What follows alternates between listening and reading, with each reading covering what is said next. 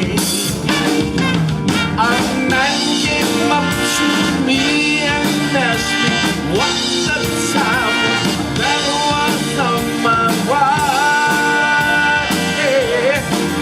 And I said, yes, I said, does anybody really know what time it is? Does anybody really care? Good evening, everybody, and welcome to the Business Power Hour with Darren and the Music Man. I am the Music Man. This is Double D, as in Darren Dimples, and we welcome everybody tonight to the show. And how was your week, My friend? week was pretty good. It's very busy. Got a lot of things going on, a lot of moving parts happening. So, it's all good. It's all good. How was your week? Did you go? Oh, I did take the bike out over the weekend. I did get to enjoy it. So, it was a little chilly, but, we have to suffer through things in order to enjoy Nice a the toys bitch. that we have. So, yeah. How's the little puppy doing? Puppy's getting to be large. Very It's such large. a little puppy I told you anymore. that 7 dog is months gonna old be now. big. 7 months. Just wait until it's a year. Like, Is it over 100 pounds yet? no, she's about 35. Okay, she's gonna get that. Yeah, She's but definitely gonna get she's that. very muscular. She's really, really Yeah. strong. Or I'm really weak. So it's Well, one or the other. I think it's a combination of the two. No, could be. I had a great show Sunday afternoon, and I want to thank everybody out there that came to the show. I know a couple of you stopped by and said hi. What was so good and special about this show, my first show was in 1988, and there were people at this show that were at that show back in 1988, because I Wow. haven't done oldies or doo-wop in forever. Right. So right. a lot of them came back. The show went over Excellent. great, and we booked another one. Excellent. Good for you. Right off. We got a right lot off of that different show. things happening here. Yeah, there's a lot of things going on, and there'll be Every- some traveling in the very near future. Are you traveling? Yes, I will absolutely be traveling because Okay. I am peak performance. That's it. I am in peak performance shape. And why are You you like in that peak segue, performance, Doc? my friend? Peak performance. Just take Listen, a look at this. talking Does this about- not look like peak performance? Talking about peak performance, right? Our guest today, strategies. he, you know what he comes up with, as he says, he flies under the radar to actually help CEOs and middle managers and all kinds of different business people become peak No, performers, I as well as don't understand athletes. how he's under the radar. Everybody in the world knows. Everybody who this knows guy this is. gentleman. But you know what? He gave me the greatest sales pitch I have ever had, And you certainly need one. and I use it all the time. And he said I could use it when I met. Mhm. He told me, he goes, and when I first met him, he goes, I sell mistakes. And you sit there and you go, why would he do that? So let's welcome in Dan Schaefer, Ph.D. Hey, Doc, how are Dr. you Dan. tonight? Dr. Welcome Dan, to the show. He is the author of Click, okay, The Competitive Edge. This is a great book. I have this. You see this? Dr. Why Dan is it just great? didn't give Because you have it? No, because Dr. Dan didn't give this to me. You actually bought All it? right, I actually bought it. I met the doc at a networking thing. We were talking about his book, and what do when I find out something interesting? I go and I get it and I read. Unlike Unlike me. here. Yeah, So, I don't have any we're time. gonna- I we're keep gonna on talk bringing about a people lot to of come these into the things. show. So I'm occupied. So, Dr. Dan, tell us about your company. What's the name of it? What is it about? How did you get started? First of all, I want to thank you both for inviting It's our me. I've pleasure. known you guys for some years, and it's nice to be here. Thank you for the compliment about the mistakes, because a lot of people can't say that. They just can't come out and say, I sell mistakes, because the basic question people have is, who would ever want to buy a mistake? Right. And my response is somebody who doesn't want to make one. Everybody today is selling solutions. Yeah. And my pitch to them is that if you buy the mistakes first and don't make them, then you don't have to pay for the solutions, which always seems to be much more expensive. But something happens that's very interesting, and you bring this up, Darren. I was at a cocktail party some years ago, and the woman said to me, what do you do? I said, I sell mistakes. And she said, what a silly thing to say. How could anybody talk about what they do saying they sell mistakes? She walked away, came back a little later. She said, I keep thinking about what you said. It was, how could you do that? There's no way to market your business. And she came up to me 4 times, and as we were leaving, she said, are you still doing it? I said, but you came up to me 4 times to ask me about my business. because there's an invisible dynamic that Right. takes place for everybody that's watching this show.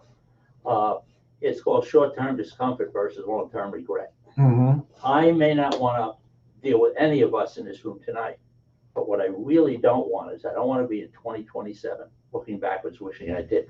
Mm-hmm. And if you make a list of the mistakes that your clients made before they became your client, and what it cost them in money, emotion, and reputation, and if you sell those mistakes rather than the solutions, you become different than everybody. Do they immediately. tell you their mistakes, or do you have to search them out your own way to find them? If I was talking to you guys, it wouldn't be your mistakes. It's mistakes your clients made. So if somebody came to you to put on a concert and tried to do it themselves, what mistakes do they tend to make without calling you?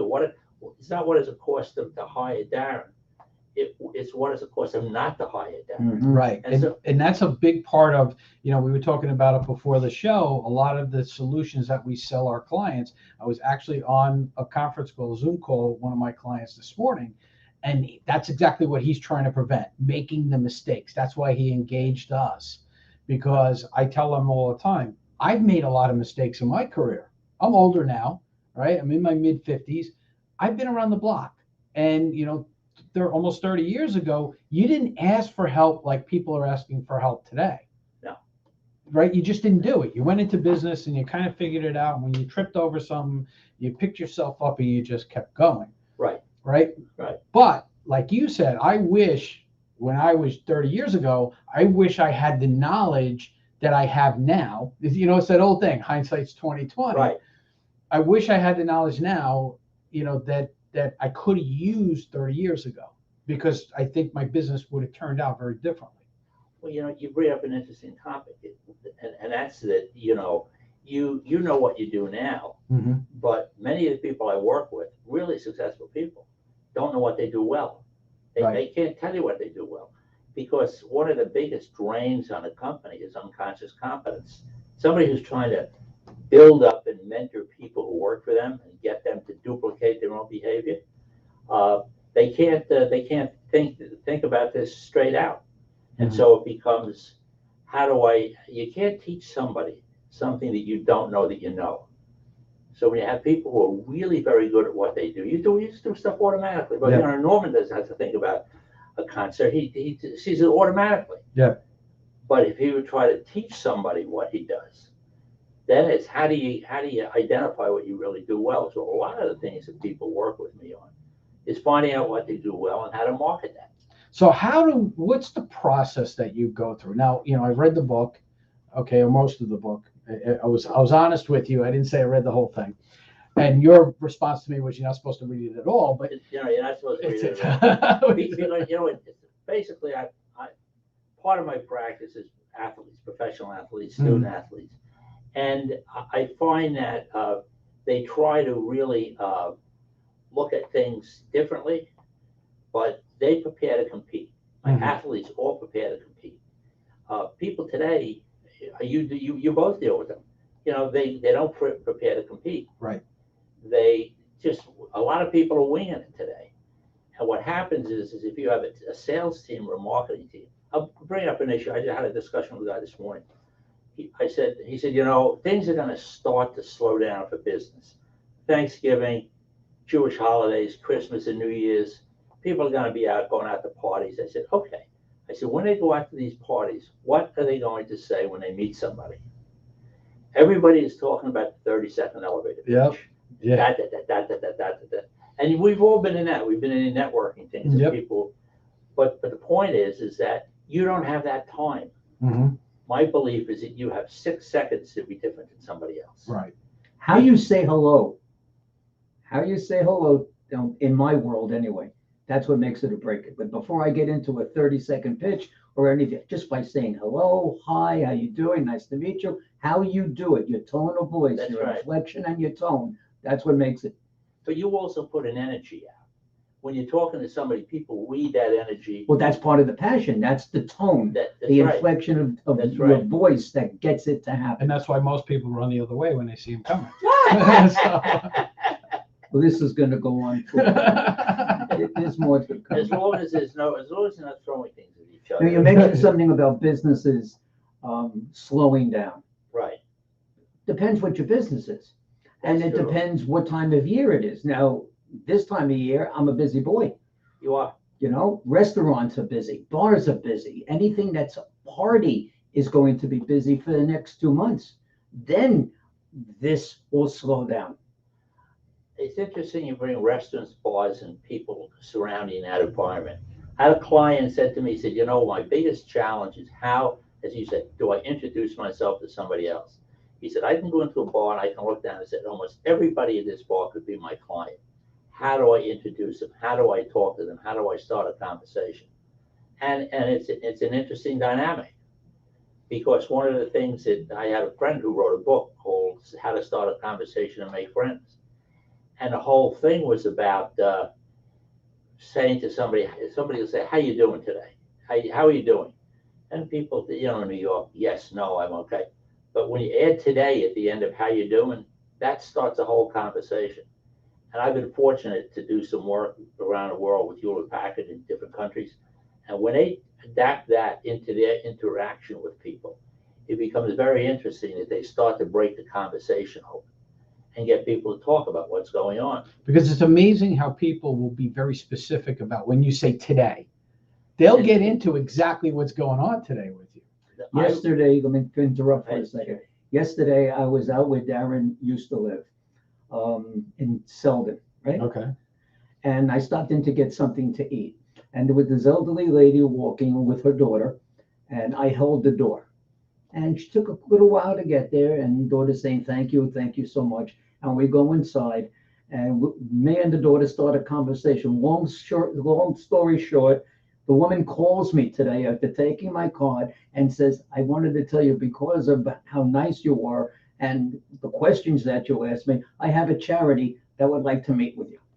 And just like that, you talk to I talk to everybody. But that doesn't happen. That's not by accident. That was meant No. to happen. That's my belief, is that it's meant to happen. Well, she didn't know I was going to be there. Didn't have Well, to. it didn't Somebody have- else, somebody knew you were going to be there. Exactly. I knew I was going to be there, and there was someone I was going to talk to. But I was at a restaurant in Manhattan. Have you been to Fiorella's in Manhattan? Yes, sure. I have, yeah. A great place. Mhm. I went there with Don Gabor, who wrote this book. Mhm. And we sat down at the table, and the waitress came over, and he said to her, how you doing today? The place was packed. She put her order blank down on the table, and kind of knelt down and said, I have to tell you, today is blah, blah, blah. And she went on and on. And it was really hysterical. But, you know, it was how that starts and how it picks it up. And people, I was talking to somebody today, I was hired by a law firm. They said, you know, we're trying to help our partners or associates become partners. And they need to develop more business. They need to bring in more business. Mhm. I said, well, what's their challenge? I said, do they network? They said they network themselves to death. But she said the problem is they don't know how to talk to people. Yeah. And we see this in networking events all the time, is people come and they're pitching you and they're not listening to what's going on. It immediately turns me off when I'm in a networking meeting. Sure. Right. So it's like, okay, well, if you're not paying to me and you have no interest in me, why am I going to listen to your pitch? Unless I desperately need what you're selling. And one of the things I do in networking events, and you've seen this, Yeah, sure. I don't talk about myself that much. Right. I really listen to what's going on with other people. And I get That's people why you to don't know bring me. anybody on the show, because you don't talk. I don't bring anybody on. That's right. You do all, you close all I the talk people too on the much show. and talk. Yeah. No, but because I believe in the approach of, and especially with what I do and what you do, even people have to trust us in order to engage with us. When you mentioned attorneys, that's the worst profession not to open your mouth. I mean, if you're looking for, you have a case and you got to litigate the case, Yeah. you want someone who doesn't talk? But they can come off as used car salesmen sometimes. When they're With the way that they in talk. a court, I worked at a law firm in the city, and they were litigators. When they went into the courtroom, they were fine. Mhm. But when they But you got to get the business first. You can't get in a courtroom unless you get Right. them to sign on the dotted line, and that's what the that's partner's talking about. right. That's right. And so it's, how do you do that? Yeah. But I think I have to agree with you. One of the challenges, I've been asked by networking groups to come in and take a look. What goes on? Why isn't what we want to have happen? Why aren't people getting the referrals that they want? I think a big part is that they have not. If I go into a networking group and I say to somebody, I sell mistakes. Mhm. If you introduce me to somebody, just tell them that I have a guy who sells mistakes. Now, if somebody comes to somebody that does what you do with business bookkeeping and financial stuff, it's almost hard to say I sell mistakes. So how do you get that across? Well, and it's funny because since I've taken that approach, and it's a couple of years now that I take this approach with You're a lot welcome. of people coming in, and I thank you all the time when I see you. I know you do. Is Right. your check in the mail? Did you get it yet? It differentiates me from the other ones. It really does, because right away they're going, hey, wait a second, this guy's telling me he's selling me mistakes, so he's trying to help me. He's not just, I'm not just a number that's coming through, because a lot of the clients that we take on, they come from firms where they felt like they were just another number. Right. And that's what people don't want. People want to feel special. He makes everybody feel special. He does. He really does. Right. And that's why you're here. That's why, because, he knows how to talk to people. Like you said, with his story,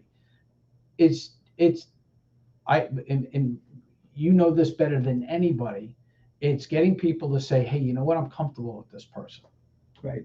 People work with you because they like you, not because necessarily. And that's what goes on after everybody. And this is a fact. And you've heard people talk about it at the network meetings that we go to. Right. That the chemistry between us, that we make people feel special You do. when they're sitting here. You make people feel comfortable. Yes. Well, thank you. Yeah. Appreciate But that. you bring something else up about that when you talk to somebody in your initial interaction. Mhm. I see a narrative that goes on. As you're talking to somebody, this narrative goes on. Bookkeeper, I know a guy, I know an accountant, I have an accountant, and this narrative is going on. So the objective is how quickly can you break that narrative and get people to think differently. Right. And I believe that, everybody that I work with today, I said is in 2027. We just moved from 2026 to 2027. Take me out to 2027. Tell me what you need to have happen. How do you envision that? Mhm. Now let's look backwards from then to now to anything that could possibly disrupt that behavior. And that's very important, right? You got to know where you're going in order to figure out that roadmap. It's a dream. You have to dream it. Yeah. It's not goal setting. Right. Because everybody says, "Oh, goal setting." I set goals for 6 months. Yeah. No. This is a dream, because when I worked with some athletes who Mhm. said to me, I have one kid who said when he was 5 he wanted to play Major League Baseball. He's playing Major League Baseball. He had this dream. So how do you help somebody realize their dream and have them Right. work that way? And it's a very interesting dynamic. But you still got to have talent to have a dream. Oh, You absolutely. got to have both. There's no doubt about it. Yeah. Determination just doesn't do it. You have to put the work in, and you have to, like you said, have the talent to get it done. Right. There's a combination, but people can still be very successful. And we talk about when, my prosperity tree is a program that I put together. I was talking to you before the show about the author, Mike Michalowicz. He had enabled me to take his works and actually combine them and make my own program out of it. So, he was nice enough to do that for me. But with that, it's about their vision. It's where, like we talk about the same thing. Where's your vision? Where are you going? Give me that dream when you wake up in the morning, your dream day. How are we going to get there? Right. And then we work backwards from there. And you know what? Yeah, there's goal setting in So there. it works the same way. It's the same way, right? So it's a lot of the things that you talk about. It to me, because I'm doing it, it's simple. Most people are resistant.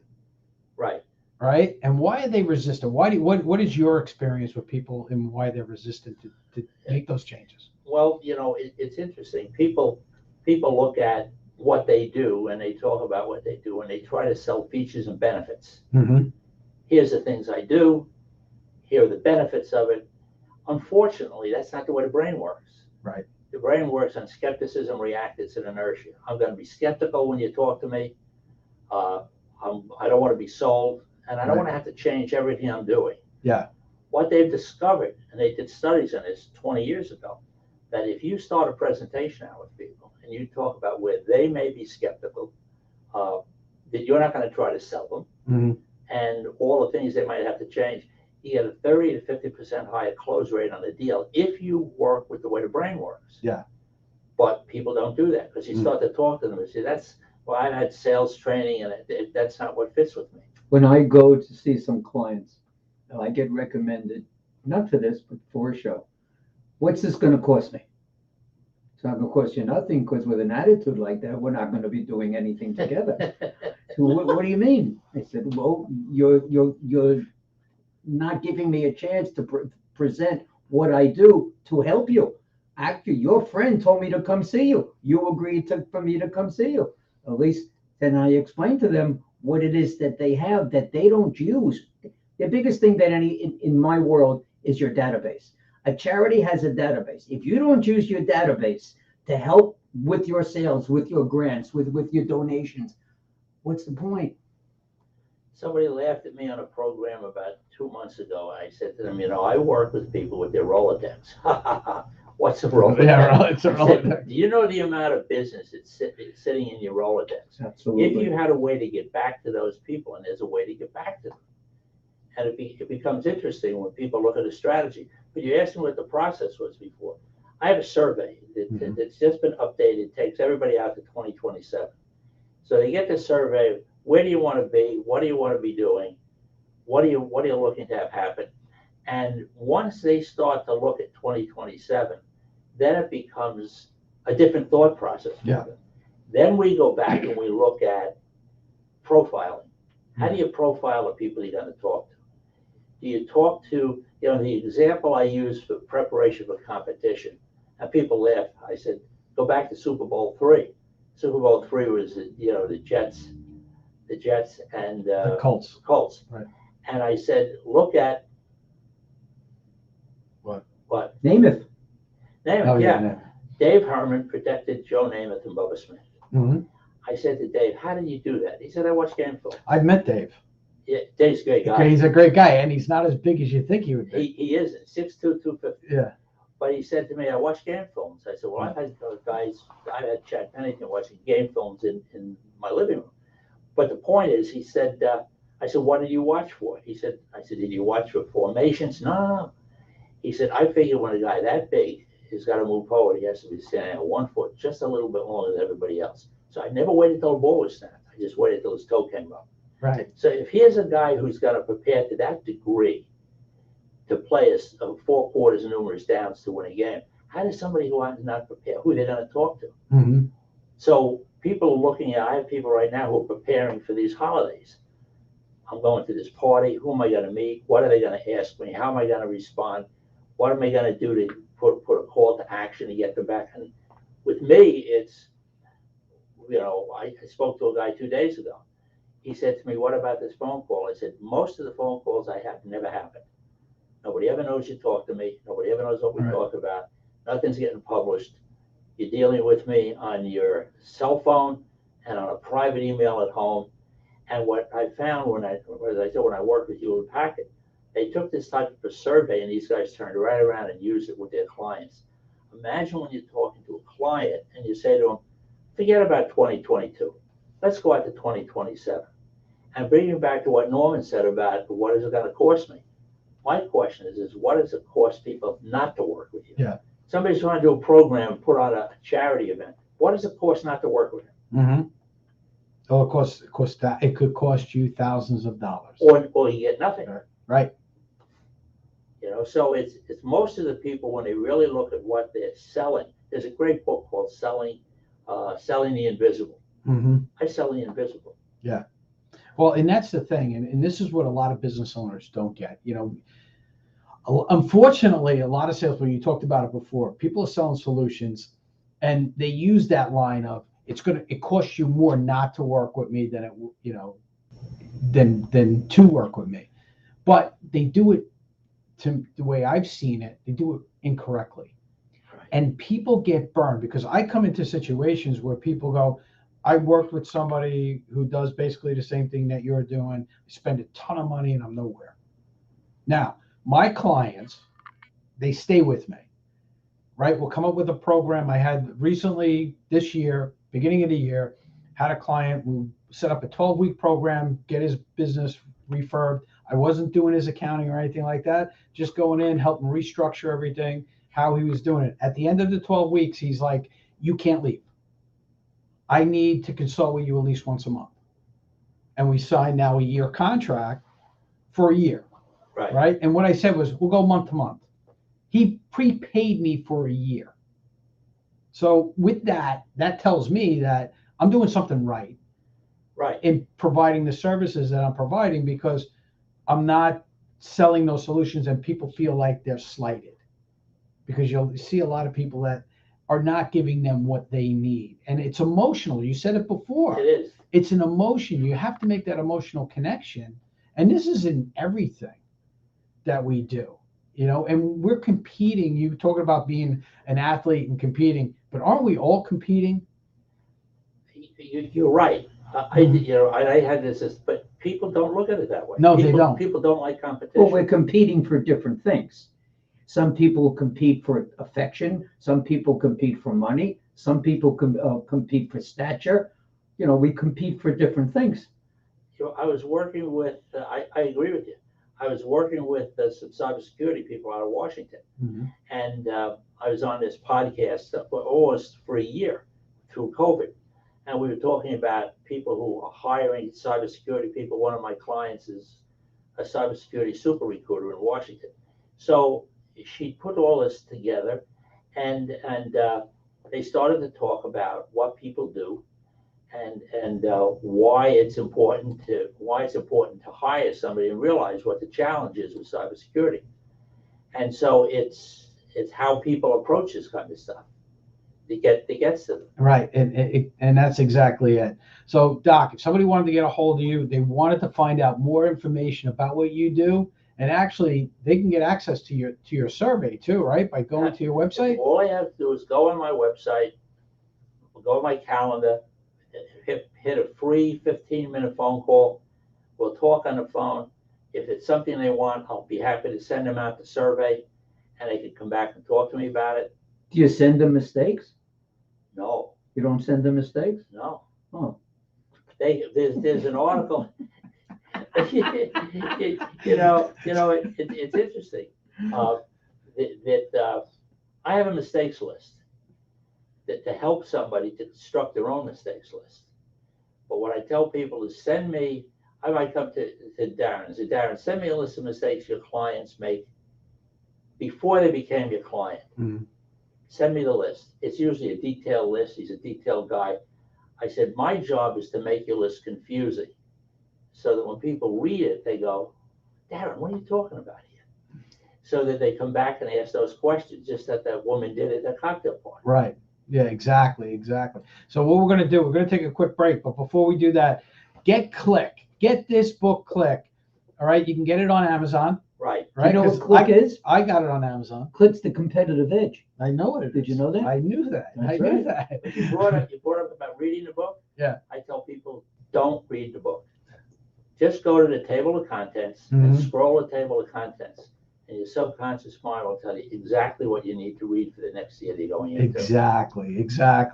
You can go to DanSchaeferPh.D.com. Email Dan at Dan. Like the beer, right? Wasn't it like the beer? Like the beer. Dan at Dan Schaefer Ph.D. Most of our audience doesn't even know what that means. Like Rheingold. You know Rheingold? I know Rheingold. The 5 circles, right? 917-880-6758. We're going to be right back after these messages.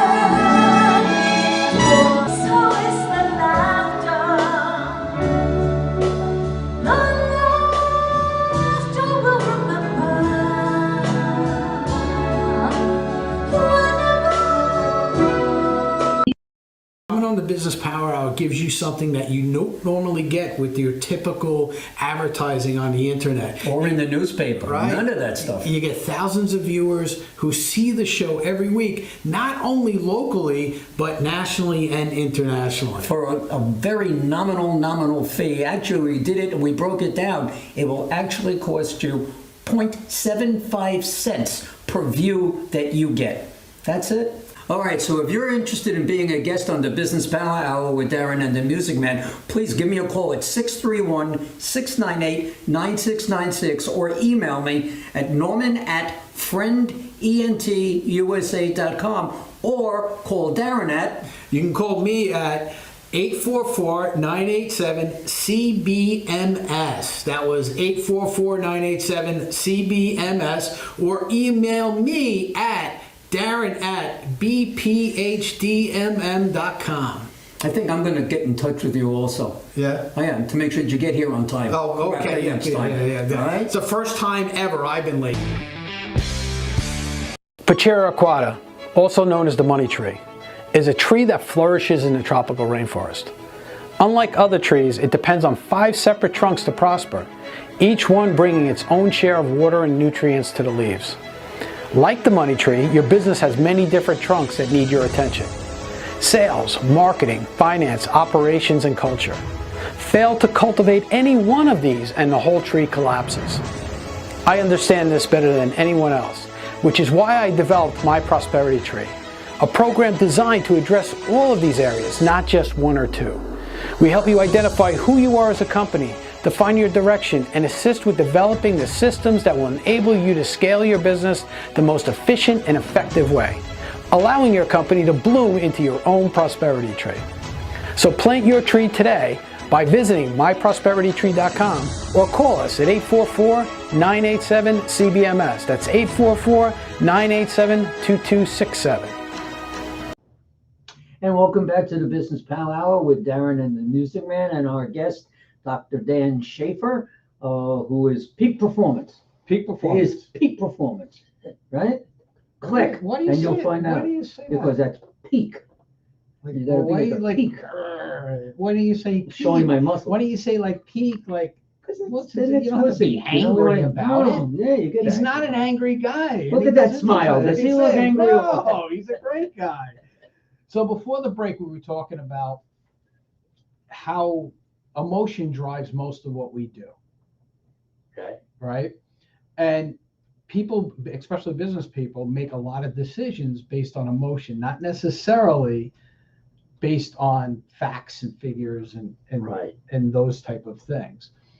I know in this book you discuss some of that and how to Right. get over it. So Right.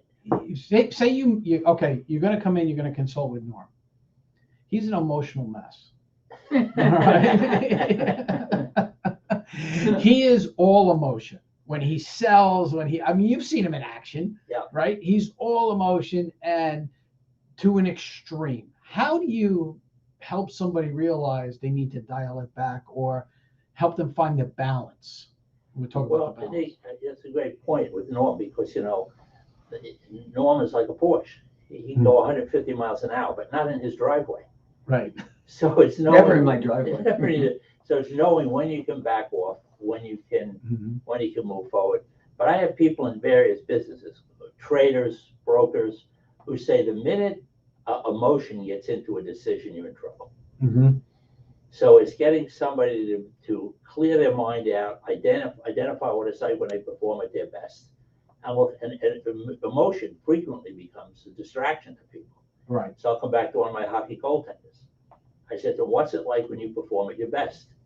He said, I don't hear any crowds. The puck is the size of a dinner plate, and the game moves very slowly. When any one of those 3 things change, I know I'm losing my concentration. So I said, what do you do to get it back? He says, I hope it'll come back. I said, hope is not a strategy. Right. So we've got some strategies to help people in all those situations to block their mind out. So when a batter walks up into the batter's box to hit, he feels nothing, thinks nothing, just lets his subconscious play the game. I had a guy from the Mets years ago tell me, he said, concentration is thinking about absolutely nothing at just the right time. What's the right time? So it's having somebody look at the way a lot of what I talk about in the book is about how you talk to yourself. What do you say to yourself when you're talking to yourself? And do you ever tell yourself what you don't want to have happen? Because if all your training is in your subconscious mind, then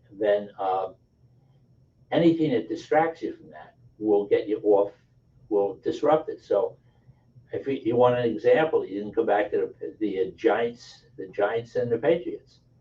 First time they played 18 straight games, Patriots won. Somebody said, "What do you think's going to happen?" I said, "I think that the Patriots are going to find a way to lose that game." Why? Because they're saying to themselves, "We don't want to lose to the Giants," and that's what happened. The second time they said, "What do you think will happen?" It's going to be worse. They said, "We don't want to lose to them again." So you'd be astounded the amount of people who go into a situation and say, "I don't want to foul this up." Right. Now, somebody who has to select somebody to put on a music venue has got to pick the right person. What's the mistake if they don't pick them? What if they go to somebody who gave them some sales pitch? I know a guy who knows a guy, and not go to him. It could cost somebody emotionally, and cost them money, and it can cost them in their career. It could cost them, like you said, it could cost them multiple things at one time. Right. And that's why I think a lot of people are hesitant, especially when they don't know. People don't know what they don't know. Exactly. Exactly. You know, like I know, okay, if I want to put on a concert, I'm calling him because he knows all the ins and outs. He knows all the different things.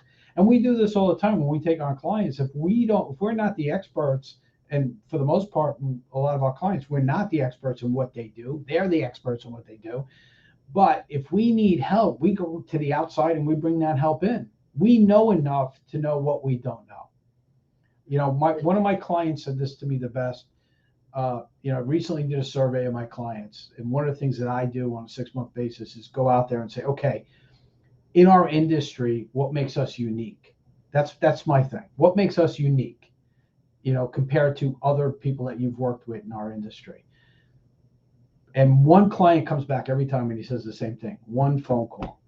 If I have a problem, I make one phone call. If you don't know the answer, you figure out who can help us solve the problem. Right. You know, and because it's a team effort. The way I look at it is all of this stuff is a team effort. Some people don't look at it like that, though. You see, and again, that's Darren's business. In my business, very similar. You can hire talent from any talent agency that there is. But once you get it, what are you going to do with it? You're going to pay, first of all, more money than you are with me because I know how to negotiate what it is that they're asking for. But then you got to get a sound company. Then you got to get advertising. Then you got to get your venue, and you got to get special lighting, whatever. One phone call, just like he said, one phone call, Right. done. So that just proved my point. Exactly, that's what I'm Every saying. business, for the most part, from the basics, is the same. It's the approach and being able to say, hey, you know what? I need help, or I need that concentration. And how do I get that concentration? But the thing to keep in mind is that you just not in a singular business. Mm-hmm. When you network, you look at the people that you network with, Yep. and you have an enormous resource group. So there's almost nothing that somebody can ask you to solve that you can't pick up the phone and you make one phone call and call the guy back. Yep. And so it's knowing you have every. So a lot of people go in and network, and it's just for me. Well, and that's the mistake, right, with networking, is that when they go in, they're making the pitch for themselves, and they're Right. expecting that, because I see this all the time. Guys will go, oh, I went to this network group like 2 times, and I got nothing from it, so I Right. left. Well, you're not going to get anything the first 2 times you go. You got to stay in it. You got to stay engaged. Unless you do your one-on-one, whether it be through a phone call and spend some time, or actually sit down with somebody if you're capable of doing that. That's when it happens. That's when the magic will happen, or That's it right. won't. And knowing what to say, and Well, of course. and knowing that you're focusing on that other person. You know, saying to somebody, when somebody says, "How do you usually start out?" I'll say, I ask somebody a simple question: what do you need to have happen right now that's not happening? I'm not talking about 6 months from now. Right now, that's not happening. Now, with my network of people that I know, you guys, there's very few situations that I get that I can't solve a problem for somebody, or at least put them in touch with somebody. Do I have to vet that person? Not really, because most of them are vetted by the people they're with. But you get a real sense when you're networking with somebody can help you now. So I want to give a quick shout out to one of our good friends of the show who says, hi, Dr. Dan, great advice. Our friend Terry Magro. Hey, Terry, how are you? Hi, Terry. Right. Terry's been on our show a number of different times. She's due. She's due. You do, Terry, Terry. absolutely Reach out. do. We got to get you back on the show. Yes, Terry. Norman will call you. Yes, I'm sure you're sitting by the phone waiting for that. Terry uses my golf program to raise funds for her foundation. Yeah. Yeah, her family. She comes on at least. She's been on what 4 or 5 times, right?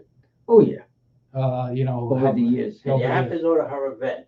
Mhm. Crazy. Don't eat for weeks before you go. Don't And you won't, and you won't eat afterwards. There's plenty either. of food, right? Plenty of food. All kinds Yeah. of food, all kinds of food. Yes, great. No, she's a great person, but I just wanted to give that quick shout out because she did, you know. Thanks, Terry. All right. Good to see you too, Terry. I'm glad you're Amen. here. All right. So let's get back to it. I see things in this book, Okay. right? Because I'm, like you said, I'm a I see detail dead guy. people. So I'm Okay. looking at things that you're not even going to bother with. Well, But I'll you say that. actually, in a great part of this book is, like you said, you go through and you figure out where do you need to be.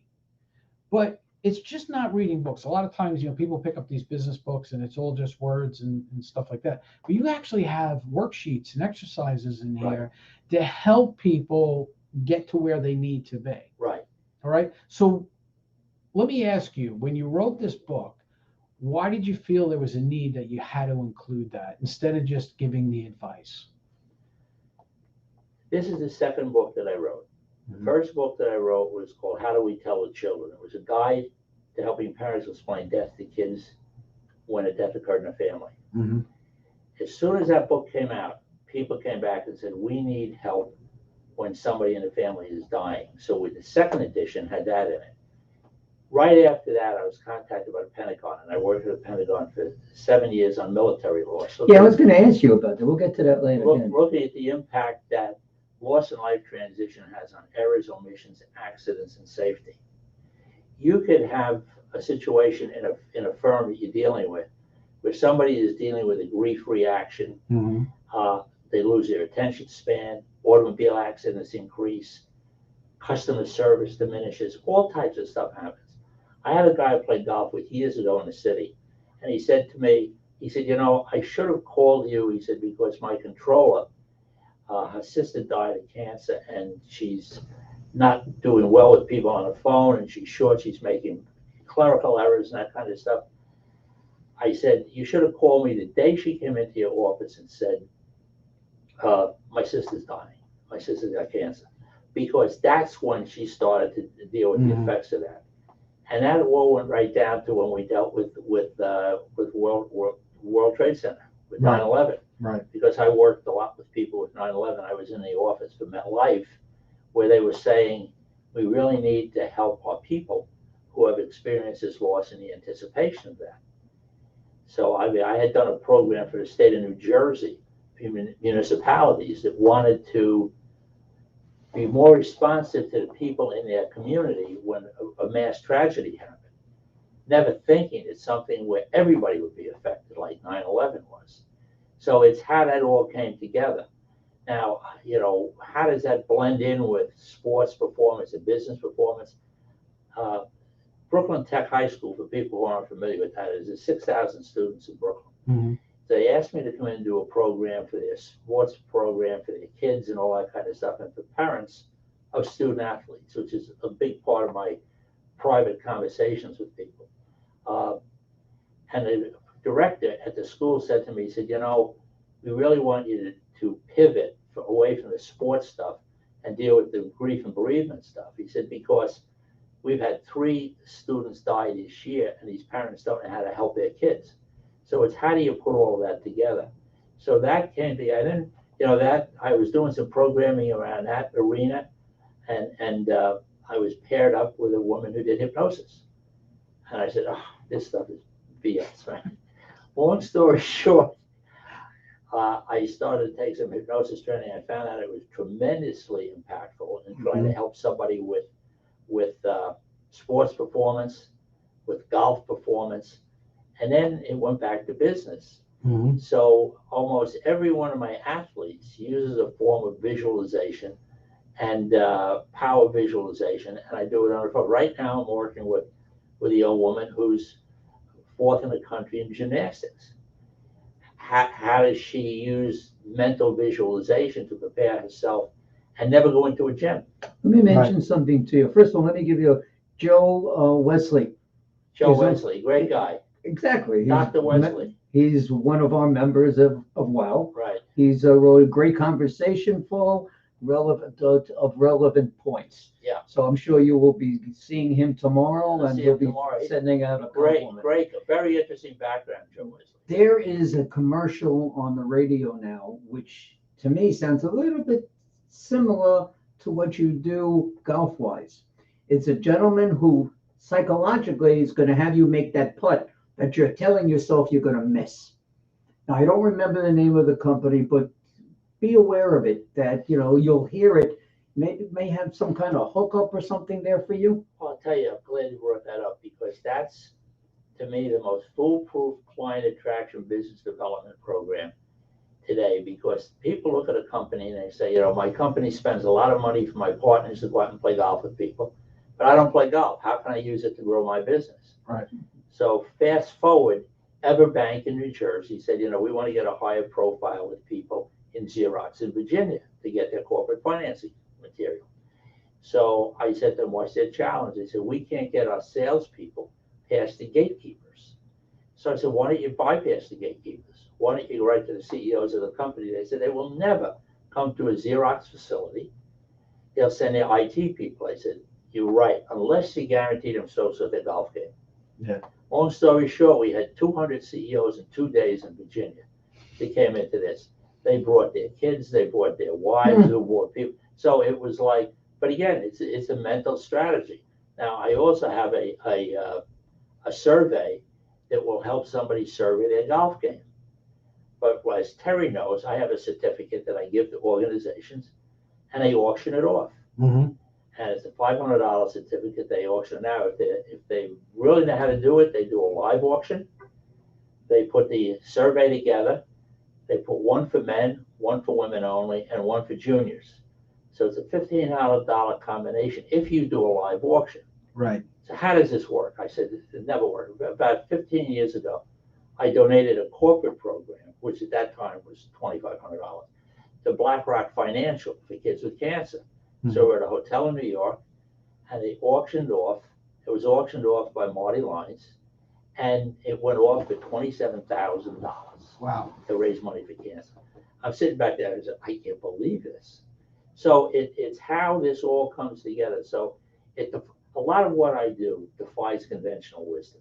Mm-hmm. People go, it's not the way we normally do things. It's off the wall. Okay. Well, isn't that the biggest challenge that we have when we're working?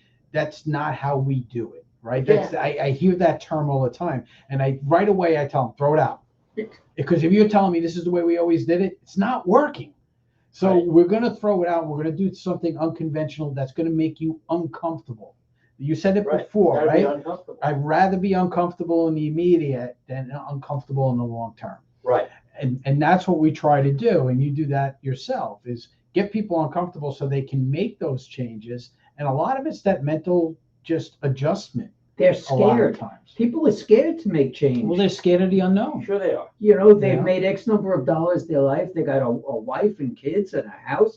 Do I make this change? This guy comes into me and tells me I'm doing it all wrong, but I'm making X number of dollars. Do I But take see, a that's shot? where you're wrong. We don't come in and say, well, you're doing it all wrong.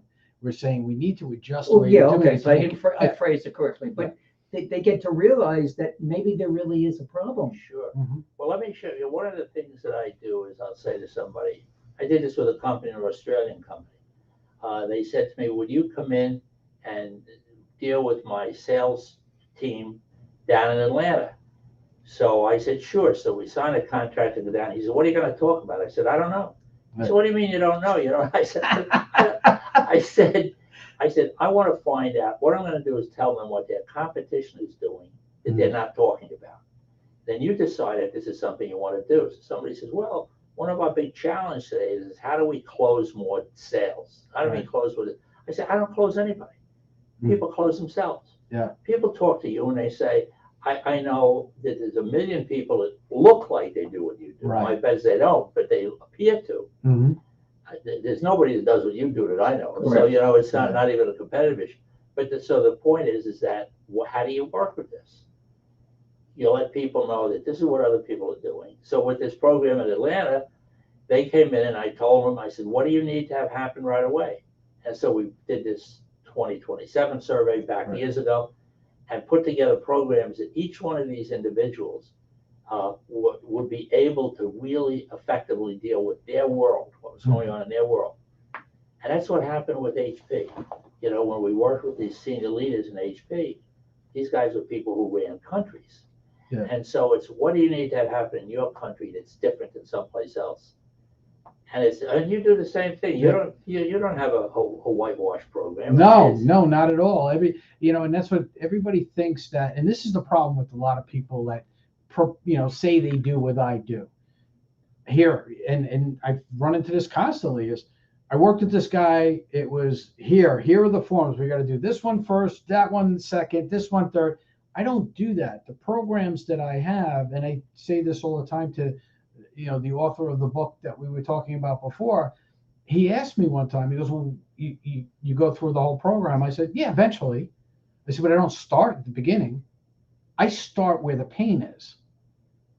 Because more times than not, people are coming to me because they're feeling pain and they need relief, right? So right away, I'm looking, where's the pain? How are we going to get immediate relief on that? And then we can start making all those other changes. We got to fix the problem first. And like somebody walking in with a broken leg, you're going to fix the leg, and then we can figure out all the other things. It's interesting what you say, because what you're saying, Darren, also relates to a lot of other businesses. Insurance. Mm-hmm. Sure. Everybody can sell insurance. I mean, if you're a broker, whatever. Mhm. But if the insurance, when it comes time to use it, doesn't cover the pain that you're going to have, Yeah. if you don't have enough flood insurance or the wrong kind of flood insurance or whatever it may be, that's a problem. I have a client and a friend who says that he does MRIs and CAT scans on insurance policies. That's a great way to put it. I said, what are you looking for? Mm-hmm. He said, I'm looking for what's missing. And that's exactly it, right? It's a lot of times people think because, and this is unfortunately the mistake that a lot of people do, right? Say, well, we'll use an example, not going to use him because he's very different in what he does, but say he was a mechanic. Just because you're a mechanic, and I got this too, as an accountant, when I worked for a huge firm, and this is what people don't get about accountants. You work for a huge firm, you're only doing one little thing. You become an expert in one little thing. You don't know everything about accounting. You can't be an expert in everything that goes on. There's so much. But people think because you're an accountant, you're an expert in those areas. Immediately, right? They're going, oh, you're the tax guy. And and what I say is, no, I'm not a tax expert. I have accountant friends that I lean on all the time for assistance in making sure my clients are taken care of, because that's not my forte. Mm-hmm. Right? So it goes back to what you were just saying, is that, we gotta, and what he was saying is, just because you do something doesn't make you the best or the expert, or you're providing exactly what you're supposed to provide. It's the ability to understand what somebody needs. Yes. You talk about finding what Mhm. their pain point is. Yep, exactly. What's not happening that needs to happen right Mhm. now. And how many times, I'm sure you can answer this better than anybody, when somebody comes to you with a problem and they say, this is my problem, that's not necessarily that problem. Right? I had a business guy, he said to me, I know you look at family businesses and you do a lot of work at family businesses, because I was in family business for 55, 60 years. And I help clients of mine and colleagues of mine in dealing with family businesses. But, it's how do you approach that? Mhm. So the guy said to me, I know you deal with family business. He says, I'm having a problem with my brother. At that, and he started going on. I said, tell me about his wife. He says, oh my God, that's it. And that's it, right? It's just because the initial problem isn't necessarily the real problem that we're trying to identify. There are hidden issues. There are hidden issues that you have to I get. had a guy that I was referred to. He's a major developer in the city. And we were talking about business negotiation strategies. And he said to me, I'm a 12 handicap golfer. He said, but I can't play well 50 yards in. So we started to look at, we used some hypnosis around that, 50 yards. So when did he said, but it's not all the time, because I play really well. I play one of the most prominent clubs in the country. So he said, what we discovered was that the only time he has trouble 50 yards in is when he's playing against somebody who makes more money than he does. Really? So here's a guy who makes high seven figures, Right. and he has trouble with people who play in that arena. What other stuff? So a lot of the stuff that gets in people's way is invisible. Mm-hmm. Hypnosis, I find, helps people identify stuff very, very quickly. And it's how quickly can you get stuff out of the way. So when somebody looks at 2027 as a survey, and we look backwards, my role is to figure where they want to be and what gets in their way, what kind of mistakes do they deal with, Right. and then how to help them avoid those mistakes. Mm-hmm. See, it's like somebody would say to me, this is a weird concept with this mistakes thing. I said, well, let me put it in real concrete terms. You say to me, I'm driving from here to LA with my family. And I say, I have a packet of all the radar traps between here and LA. Do you want to buy it now, or do you want to wait till you get to LA? I want it now. But that's really what's happened. People, Yeah. and you brought it up before. People don't know what they don't know, and it gets them in trouble. And I don't know how you guys deal with questions, but if we could do a whole program on questions. Yeah.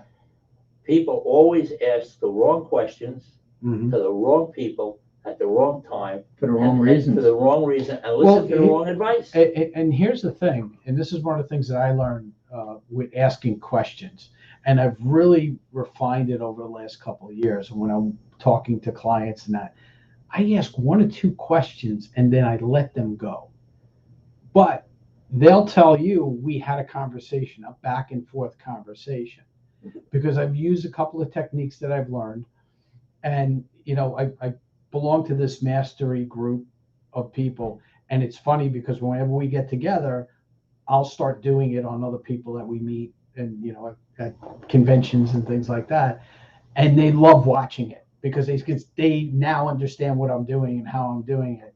And the amount of information that people want to give you their information. They want to tell you about their problems. They want to, but most business people, consultants or whatever, they're not listening. They don't hear. They're Yeah, pitching. They're pitching. You're right.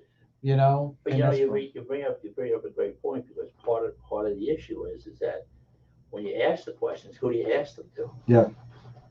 I said to a guy, a broker for Morgan Stanley, we did this golf program. I said, tell me what the biggest mistake is that you get. He said, it's Uncle Louie. I said, who's Uncle Louie? He said, if you get a broken ankle, you go to an orthopedist. You get a toothache, you go to a dentist. But if you get money, don't call a financial advisor. Right. Call your Uncle Louie. And on that note, we want to say thank you very Yes. much for being here tonight. Do you have any seminars or lectures or anything you got going on that you want to invite people to? Yes, I think the best thing to do is to go right on my website, set up a 15-minute call, and just say to me, here's what I want to have happen. Here's what's not happening now, because it's all over the place. If you have a kid in school, I work with parents of student athletes. There's a lot of information on my website, but it really is, what do you need to have happen right now that's not happening? And the other fact is that 99% of the people I work with never, ever talk about me. They never give their edge away. Yeah. You guys invited me here, but the fact is you could be sitting in a room full of people who are my clients and you would never know it, because many of the phone calls I have never happen. Yeah, and that's the great part, right? Is keeping that anonymity for your clients, right? Yeah. That's part of what you have to do. But your clients don't want to talk about it either, because they want to keep that edge. They want Right. to keep the edge. So I implore everybody, go out and click the Competitive Edge. You can get it on And what's Amazon. the phone number again that we can reach Dr. Dan? We can reach Dr. Dan at 917-880-6758 and go to his website, danschaeferphd.com. I want to thank you again, Doc, for being on the show. Great job. I knew you'd slam it. Thank That's you. it. All right, Doc. Thanks. Stay right there. Don't move. Okay. We're gonna close out the show, and then we're gonna touch base with you. All right. What a great show. I love talking. When to you. we close I out can the keep show, going. read the credits. You'll get a kick. Well, yeah. Okay. Are you gonna pay attention to what's going on here? No, it's over. The show's over. What am The I show's paying not attention over for? yet. People are still sitting here watching. Let's pay attention. Where'd to they what's go? going on. They want to know what's going on next week. Next week's a tour. We got 2 next week. I don't know. I know we You have got Roberta? Miss Roberta. On Monday. Yeah, I believe so. Okay. I don't remember who's on Tuesday. Anyway, we got it. We got a Tuesday I show. forget. All right. I'm getting older. That's so, guys, we're going to be on Monday night, 7 p.m. right here. All right. And we think we're going to be here on Tuesday And we're night. supposed to be here on Tuesday night too. So have a safe week. Stay safe. Enjoy be yourself. smart. We will see everybody next week right here on the Business Power Hour. Thanks for tuning in, everyone.